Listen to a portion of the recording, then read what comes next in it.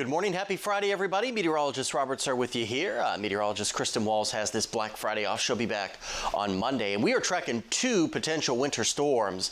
The first one gets in here this weekend. I think for the majority of us, we'll see a very brief rain-snow mix before it changes over to a cold rain.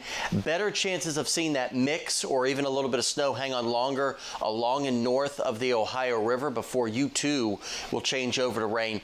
Next week, I think, is a better chance across a good chunk of the tri-state to see some accumulating snow, especially along and north of the Ohio River. Before further south, you might be stuck in that rain-snow mix and then maybe just a cold rain for some.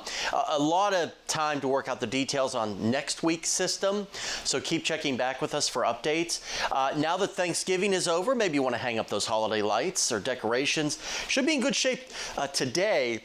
Not so much on Saturday because we'll see that precipitation rolling in, especially in the afternoon. It's going to get pretty sloppy pretty quickly Saturday afternoon, and that could linger into Sunday. So get it done today or wait until, well, maybe middle part of next week or so. But really no issues today. Lots of sunshine, but very cold temperatures.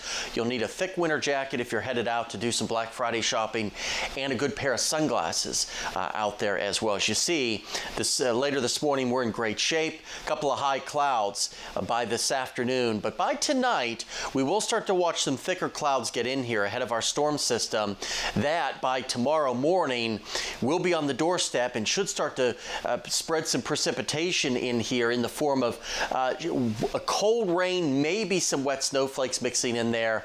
If we get if that snow lasts a little bit longer before changing over, some spots might see a dusting on grassy surfaces. Better chance to see that will be along and north of the Ohio River Saturday afternoon and evening into early Sunday morning. So lower 40s, that's about all we're going to muster today.